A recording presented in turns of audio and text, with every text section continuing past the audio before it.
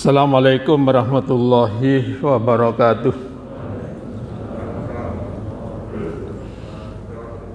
Innal hamdalillah nahmaduhu wa nasta'inuhu wa nastaghfiruh wa na'udzu billahi min syururi anfusina wa sayyiati a'malina may yahdihillahu fala mudilla lahu wa may yudlil fala hadiyalah.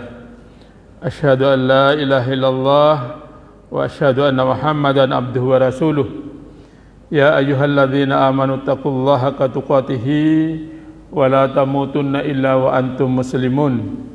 Ya ayyuhan nasu taqu rabbakumul ladzi khalaqakum min nafsin wahidah wa khalaqa minha zawjaha wa batha minhuma rijalan katsiran wa nisaa'a wattaqullaha alladzi tasaaluna bihi wal arham innallaha kana 'alaikum raqiba. Ya ayyuhalladzina amanu taqullaha wa qulu qawlan sadida yuslih lakum a'malakum wa yaghfir lakum dunubakum wa may yuti'illaha wa rasulahu faqad faz fawzan 'azima. Amma ba'du fa inna khairul hadits kitabullah wa khairul huda huda Muhammadin wa syarrul umuri muhdatsatuha wa kullu muhdatsin bid'ah wa kullu bid'atin dhalalah wa kullu dhalalatin finnar. Bapak dan Ibu hadirin sekalian yang dirahmati Allah, marilah kita awali dengan bismillahirrahmanirrahim. Astaghfirullah, astaghfirullah, astaghfirullah alladzi la ilaha illa huwal hayyul qayyum wa atubu ilaih. Ya Allah, ampuni kesalahan hamba. Tiada Tuhan yang disembah kecuali Engkau. Engkau maha hidup, maha berdiri. Hamba bertobat kepadamu, ya Allah. Pertama, marilah kita bersyukur kepada Allah Subhanahu wa taala dengan banyak rahmat yang diberikan kepada kita sehingga kita bisa hadir di tempat ini. Paling tidak kita mengucapkan alhamdulillahirabbil alamin. Yang kedua, marilah kita berselawat kepada junjungan Nabi besar Muhammad sallallahu alaihi wasallam, kepada keluarga, sahabat dan pengikutnya. Paling tidak kita mengucapkan Allahumma sholli ala Muhammad wa ala ali Muhammad.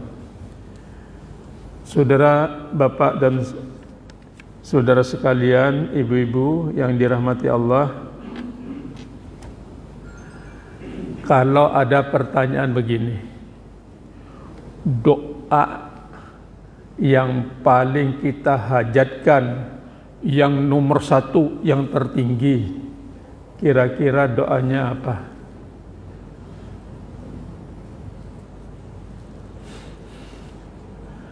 Saya ulang, doa yang selalu kita panjatkan, bahkan dalam sehari itu paling sedikit doanya itu 17 kali. Kira-kira doanya seperti apa? Hah?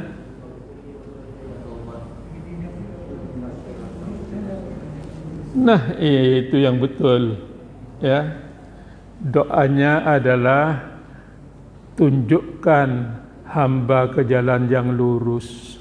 Itu doanya yang tertinggi.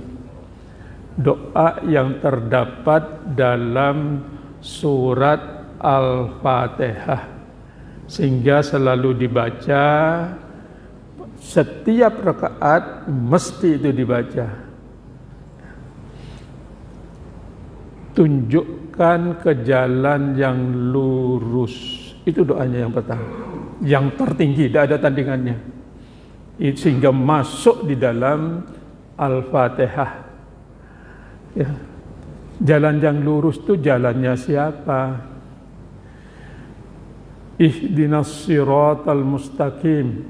Tunjukkan ya Allah ke jalan yang lurus ya Allah. Imam Ghazali itu kalau sudah sampai di situ, dia sepertinya menggigil dia. tunjukkan ya Allah ke jalan yang lurus ya Allah. Dia merasakan dia sedang meniti jalan yang lurus, dan di bawahnya itu api neraka yang luar biasa. Siratal mustaqim, jalan yang lurus. Tuh. Karena jalan yang lurus itu sangat kecil.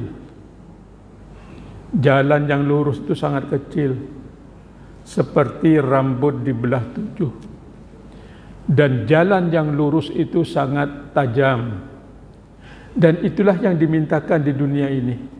Kita minta berada di jalan yang lurus. Seperti apa jalan yang lurus itu? Apakah seperti jalan raya yang lebarnya misalnya 15 meter sehingga kita melenggang di situ? Tidak.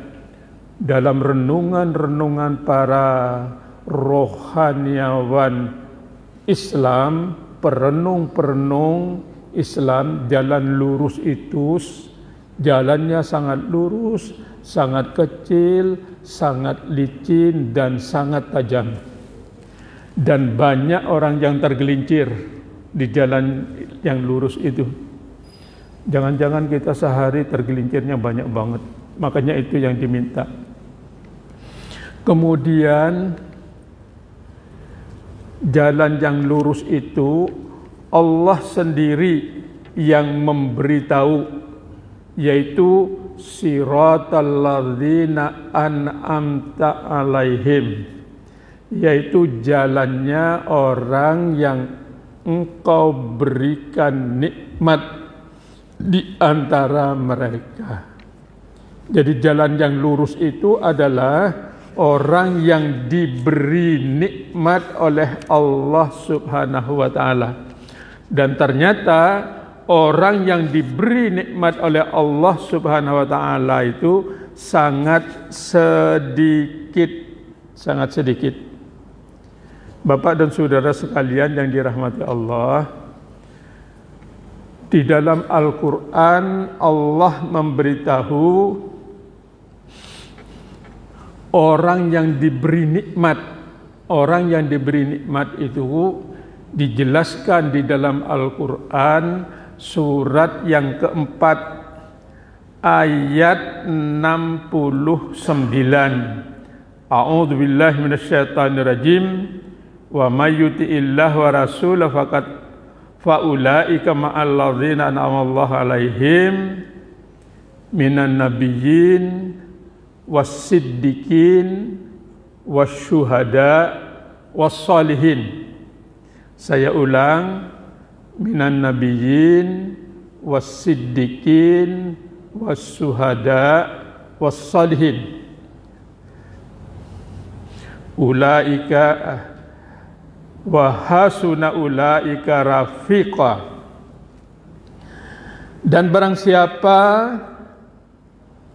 orang yang mentaati Allah dan Rasul-Nya, maka mereka itu akan bersama-sama dengan orang-orang yang diberikan nikmat oleh Allah, yaitu yang tertinggi adalah para nabi. Ini yang tertinggi nanti di surga. Dan kita tidak bisa mencapai itu karena hanya khusus para nabi. Nah, yang nomor 2 ini. Jadi kalau kita yang ingin yang tertinggi, itu yang tempatnya yang nomor 2 ini, yaitu para siddiqun, orang yang berkata benar, berfikir benar, bersikap benar, membela yang benar. Orang pencinta kebenaran, orang yang menggunakan akalnya dengan benar, berfikir benar, bersikap benar, berperilaku benar, membela yang benar. Itu yang tertinggi untuk kita. Itu. Dan itu yang dimintakan oleh kita semuanya. setiap sholat siratal ladzina an'amta alaihim. Itu baru yang nomor 2 untuk kita, yaitu adalah orang yang mati syahid.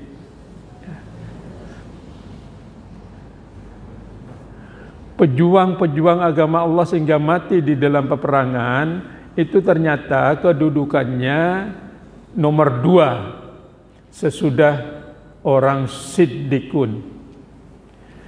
Ibadahnya pas-pasan, ibadahnya pas-pasan saja. Apa yang diperintah dikerjakan, apa yang dilarang ditinggalkan.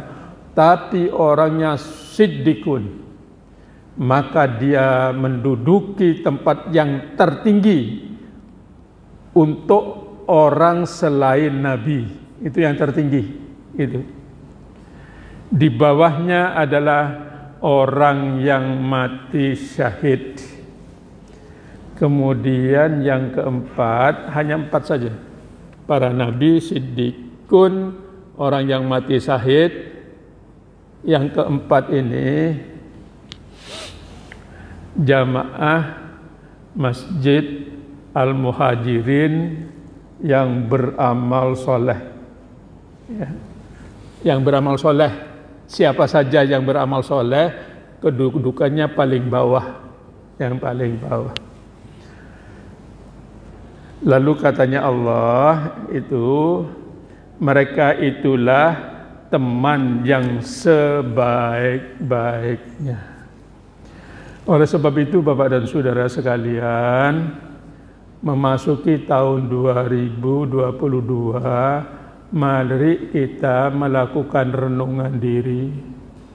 Bagaimana supaya kita menduduki tempat yang tertinggi ini sesudah Nabi, yaitu orang yang siddiqun, yaitu orang yang berkata benar, bersikap benar, berpikir benar, membela yang benar.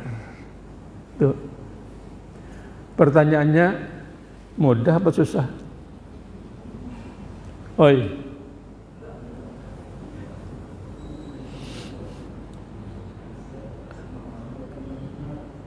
Anaknya yang masih kecil datang ke mama.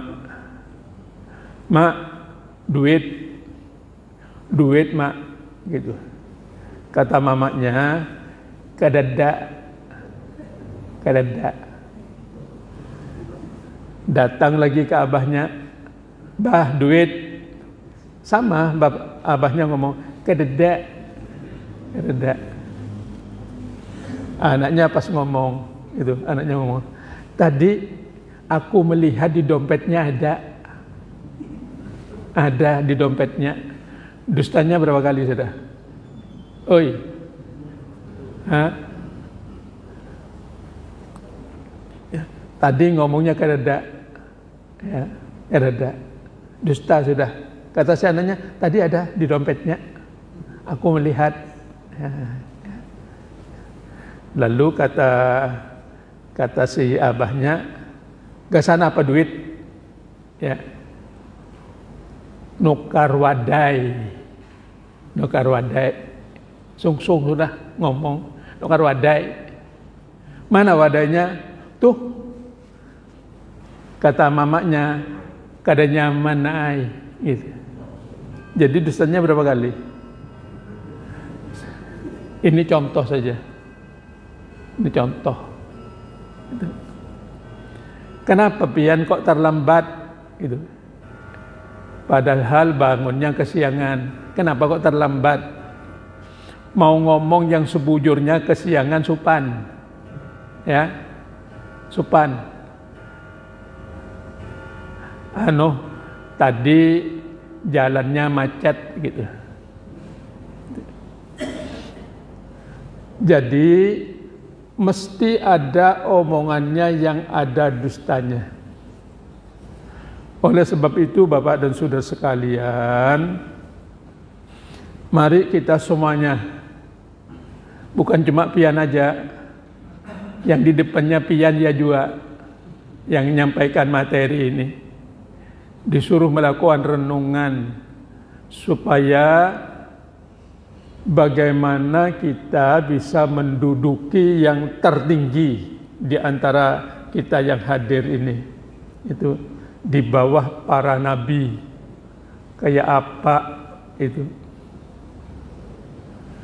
Ada ancaman dari Allah Subhanahu wa Ta'ala, orang yang sering berdusta. Ancamannya terdapat dalam Al-Quran surat yang ke-77, itu surat Mursalat. Mursalat artinya malaikat yang diutus. Itu pian bisa ngecek di situ. Di ayat 15 Allah mengatakan wailul yauma idzil lil mukadzibin, masuk neraka wail, neraka yang paling bawah, orang yang mendustakan kebenaran. Ya.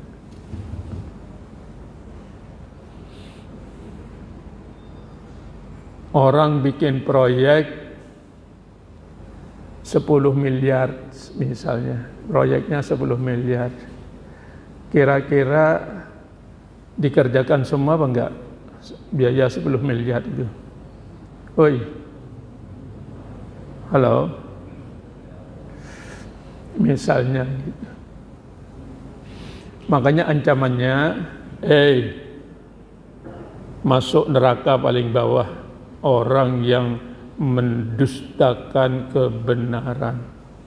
Ayat 15 sekalinya diulang pada ayat 19, diulang pada ayat 24, diulang pada ayat 28, diulang pada ayat 34, diulang pada ayat 37, diulang pada ayat yang ke-40, diulang pada ayat 45, diulang pada ayat 47, diulang pada ayat 49.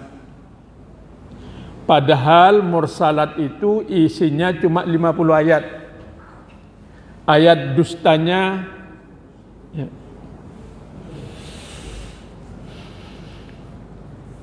Saya banyak nangani orang-orang yang banyak berdusta kayak begini.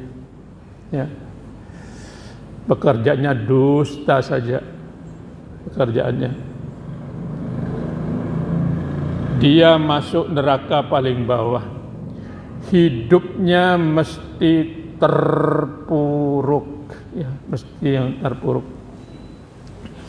Bapak dan saudara sekalian yang dirahmati Allah, ini saya mengingatkan diri saja dan sampean semuanya. Memasuki tahun 2022, minta benar-benar kepada Allah. Mudah-mudahan kita dijauhkan dari wailul yauma idzil lil mukadzibin, masuk neraka yang paling bawah, orang yang mendustakan kebenaran. Itu. Jangan sampai nantinya berdusta itu mendapatkan nilai 10. Itu. Kalau matematika dapat nilai 10 bagus. Itu. Ini dustanya mendapat nilai 10. Ya, nilai 10. Kalau dalam Mursalat itu surat Mursalat itu jumlah ayatnya 50 ayat, ayat dustanya ada 10, ayat yang tidak ada dustanya ada berapa? Ada 40. Apa maksudnya 40? Kalau tadi 10. Kamu berdusta nilainya 10. Berarti dusta melulu. Gitu. Tapi yang satunya 40. Apa maksudnya? Kamu tidak dusta. Sehingga tidak dustanya kejujurannya tidak tanggung-tanggung. Gitu. Tidak tanggung-tanggung 40.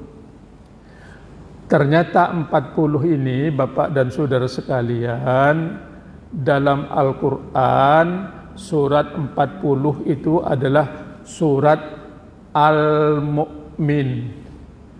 Hanya orang yang beriman yang tidak boleh ada dusta. Mursalat itu malaikat yang diutus. Itu sebenarnya sindiran. Kalau malaikat yang diutus itu tidak ada dustanya. Tapi kalau utusan-utusan, utusan apa yang paling banyak dustanya? Utusan apa? Nah itu yang paling banyak. Paling banyak dustanya. Program di markup, ya. Nah supaya nantinya diterima di ACC oleh utusan-utusan itu. Utusan apa? Ya. Aku tidak terlalu berani, takut bincul. Ya. Diingat. Mohon maaf orang yang diutus-utus. Ini Al-Quran ini yang bicara, bukan saya. Saya cuma bagaimana hidup ini nantinya. Tadi ayatnya ya ayyatuhan nafsul mutmainnah. Wahai jiwa yang tenang. Hanya dengan jiwa yang tenang itu nantinya bisa ketemu dengan Allah. Itu di dalam Al-Quran, supaya jiwa itu tenang. Di dalam Al-Quran Allah yang memberitahu, yauma la yanfa'u malu wala banun illa man atallahu biqalbin salim. Pada hari tidak bermanfaat harta. Harta itu tidak ada manfaatnya. Dan anak laki-laki tidak ada manfaatnya. Kecuali orang yang datang kepada Allah yang qalbun salim, jiwa yang tenang. Kecuali jiwa yang tenang. Dalam surat Al-Fajr, surat yang ke berapa ini Al-Fajr ini?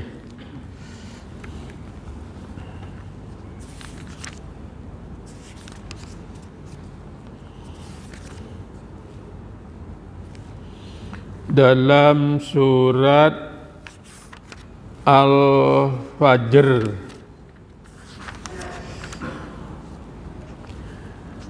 dalam surat yang ke-89 tuh, ya ayyatuhan nafsul mutmainnah irji'i ila rabbiki radiyatan mardiyah fadkhuli fi jannati wadkhuli fi ibadi wadkhuli jannati. Wahai jiwa yang tenang, kembalilah kepada Tuhanmu dengan hati yang ridha dan diridai oleh Allah, maka masuklah ke dalam golongan-golongan hamba-hambaku, dan tulisannya halus benar, dan masuklah ke dalam surgaku. Bapak dan saudara sekalian, supaya orang bisa masuk jiwa yang tenang ini, Allah yang memberitahu di dalam Al-Quran,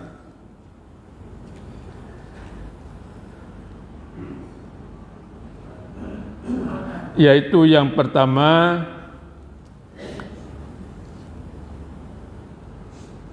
kalla bal la tukrimunal yatim wala tahaduna ala ta'amil miskin wa ta'kuluna turasa aklan lamma wa tuhibbunal malu hubban jamma. Jadi di ayat ini, yaitu di ayat yang ke-17 surat Al-Fajr, sekali-kali tidak itu, bahkan kamu tidak memuliakan anak yatim. Jadi orang yang nanti masuk surga itu adalah kebalikan dari ini. Kalau orang tidak memuliakan anak yatim, tak bakalan jiwanya akan tenang, karena dia mendustai ayat Allah. Tuh. Kalla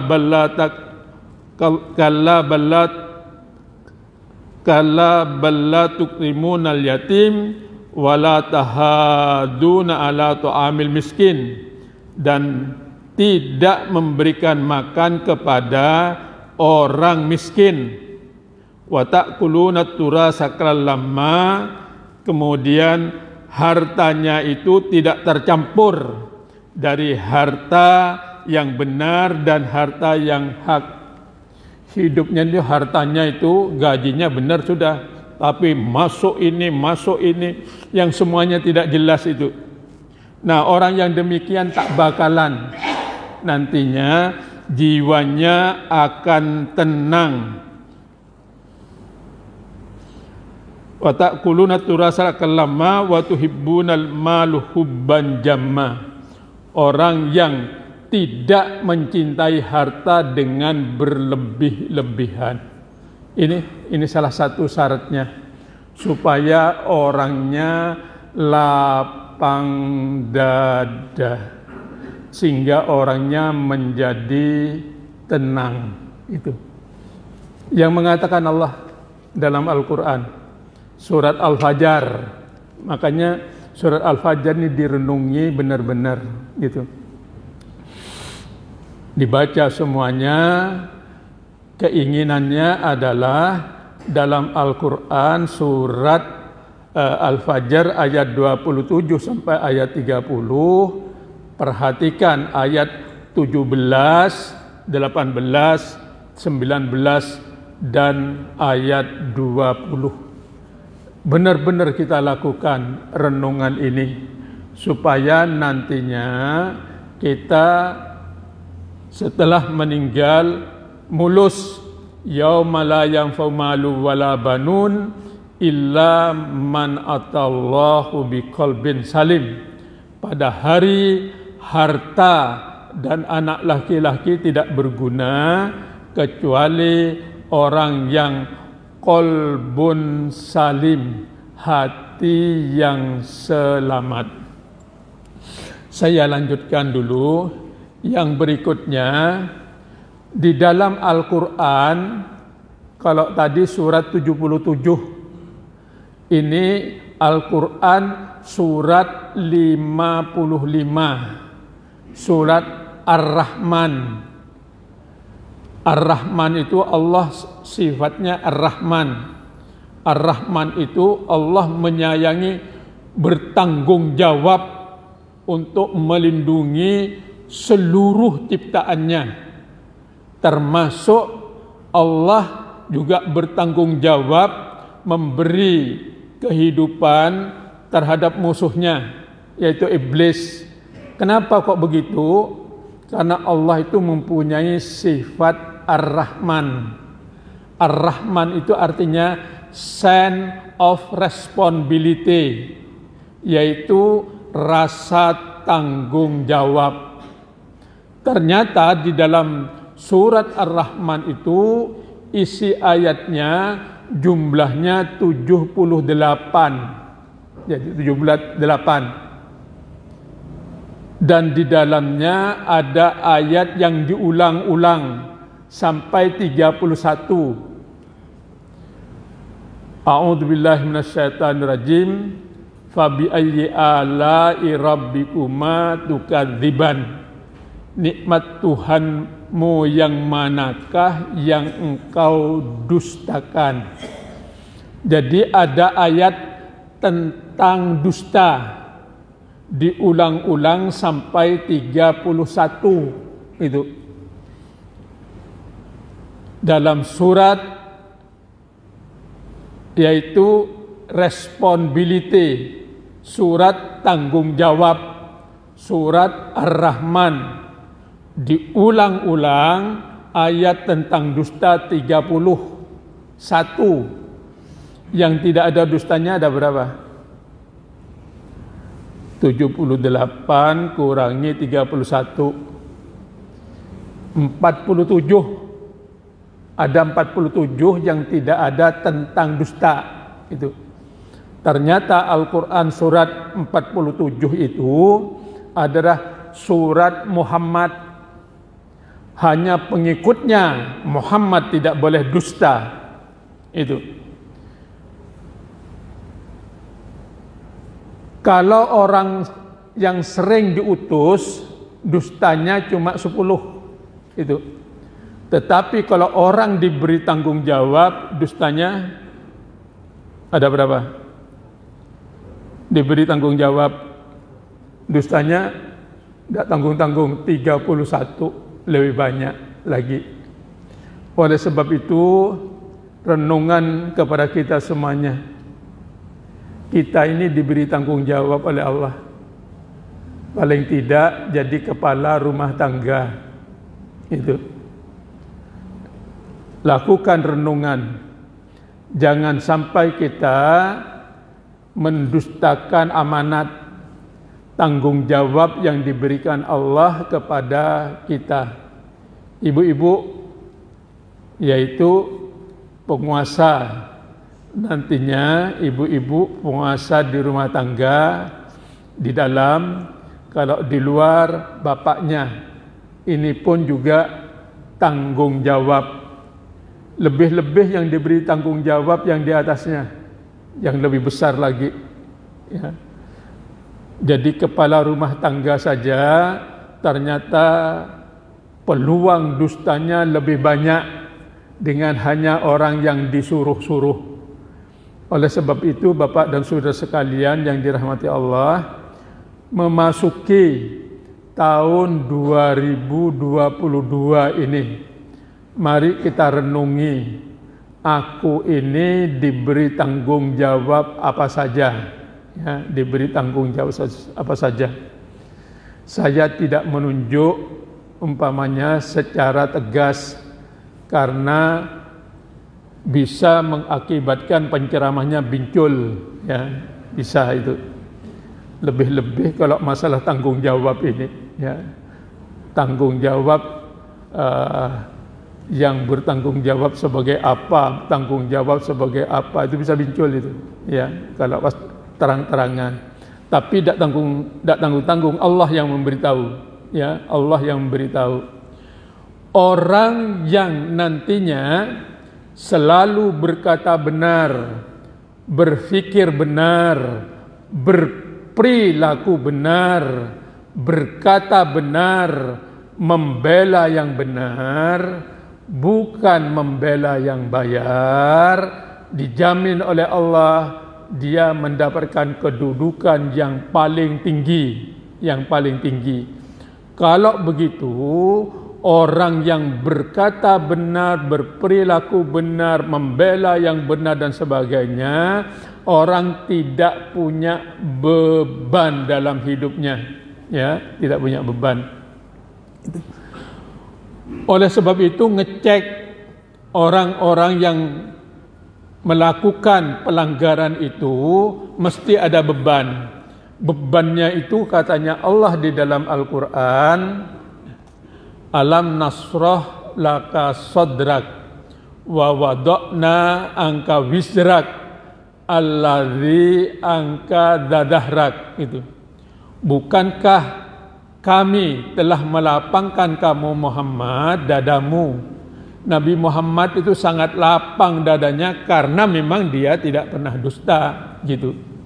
Lapang. Itu orang yang lapang, yang tidak pernah dusta sedikit pun mesti lapang, itu. Sehingga Allah menurunkan beban. Tidak ada bebannya, ya.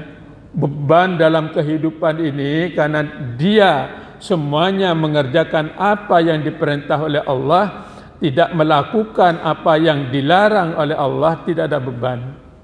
Beban yang mana? Yang memberatkan punggung, jadi punggungnya berat. Gitu. Makanya saya ini kan konsultan orang bermasalah.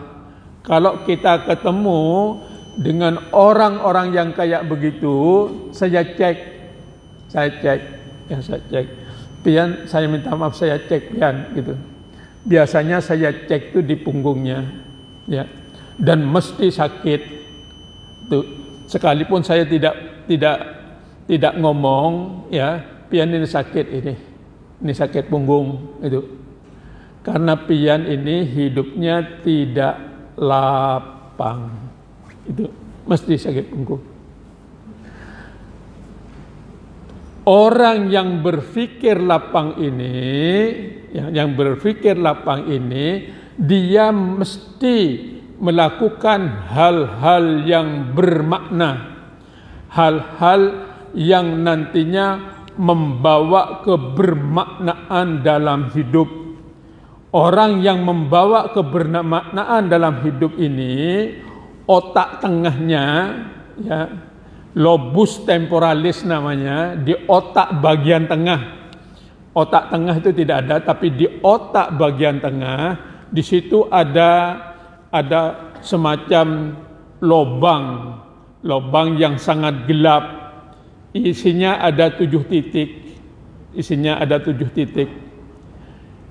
Yang ditemukan oleh ahli-ahli jiwa dan ahli kedokteran, baru 1 titik yang ditemukan namanya God spot, titik Tuhan.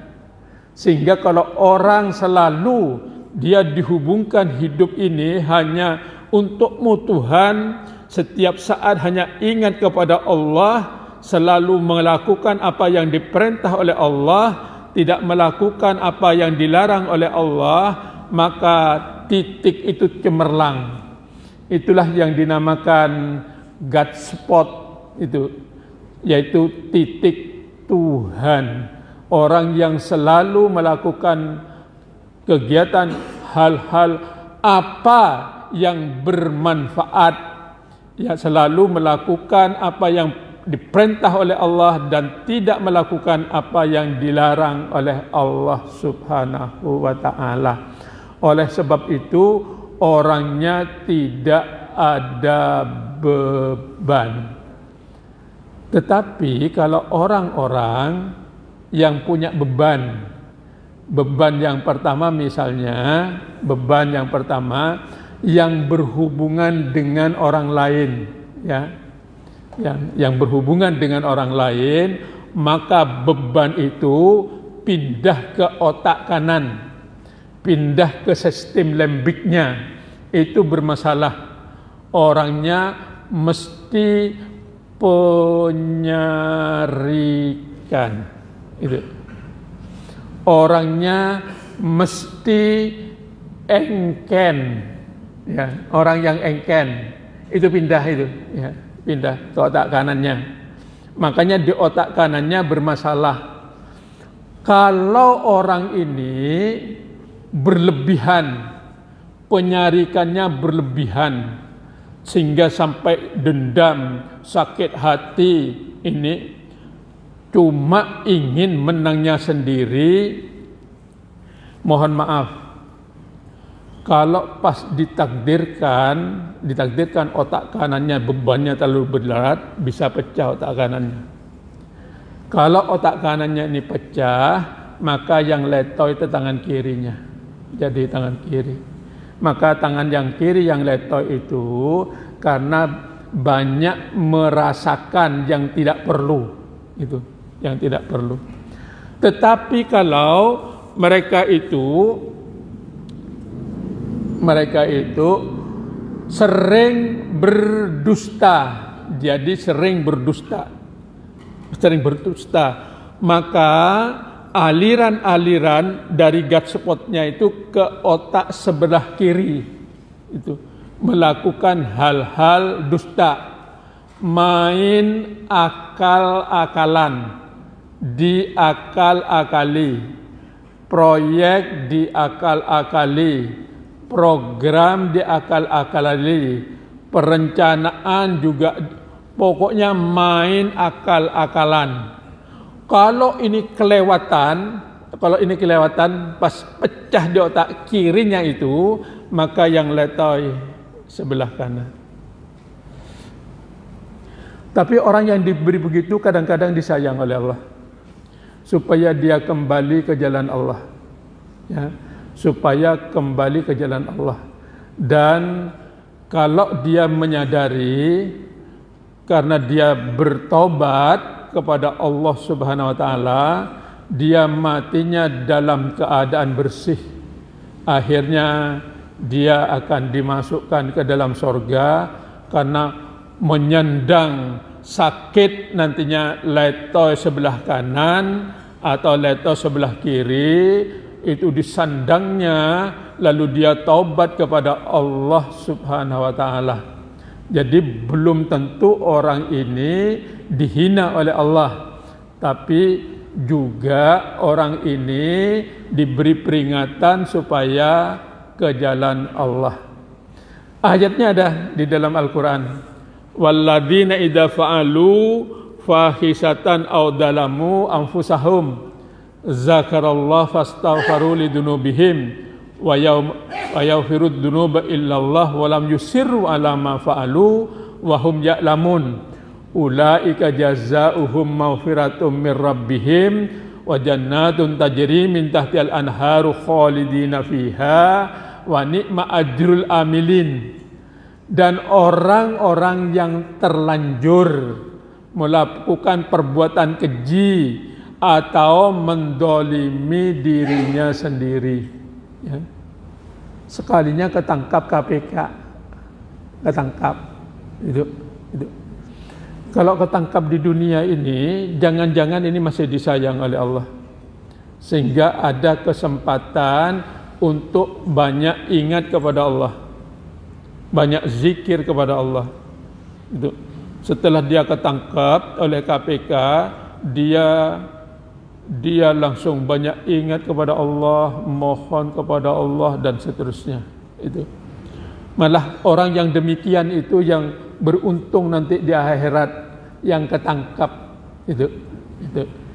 Tapi ada orang yang mengatakan itu apes, Pak, ya apes gitu.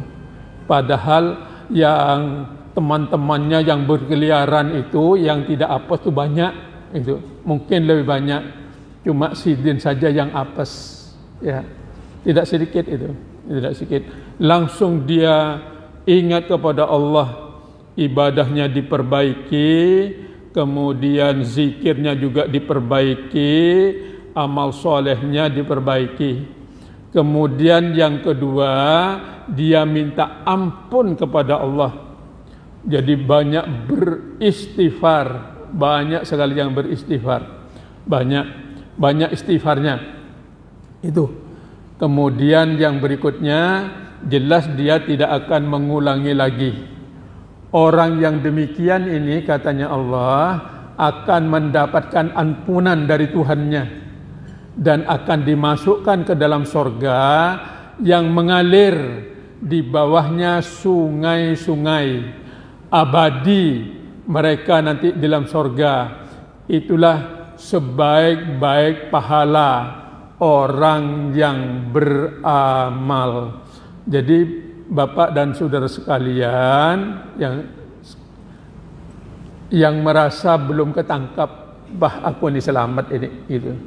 Misalnya kayak begitu, langsung saja memasuki tahun 2022 dia kembali ke jalan Allah dengan banyak ingat kepada Allah, banyak minta ampun kepada Allah, tidak mengulangi lagi. Itu mudah-mudahan termasuk kita semuanya ini, termasuk kita, termasuk si penceramah ini sama ya, belum ketangkep ya, maksudnya artinya segera ingat kepada Allah, minta ampun kepada Allah dan tidak mengulangi lagi pekerjaan-pekerjaan yang membuat kita sering berdusta. Hadirin sekalian yang dirahmati Allah, itu adalah orang yang ingin hidupnya kembali ke jalan Allah Subhanahu wa taala. Ini sudah waktunya, suruh. Oi. Sudah lewat. Ya, kalau sudah lewat saya tutup ayatnya. Ya. Surat 30 ayat 30. Fa'akim wajhaka lid-dini hanifa fitratallahi allati fataran nasi 'alaiha la tabdila li khalqillah dzalika dinul qayyim walakin aktsaran nasi la ya'lamun. Maka hadapkanlah wajahmu lurus kepada Allah berdasarkan fitrah Allah yang telah menjadikan manusia menurut fitrah tersebut. Tidak ada perubahan pada ciptaan Allah. Itulah agama yang lurus, tetapi kebanyakan manusia tidak mengetahui. Mari kita kembali kepada fitrah dalam hidup ini.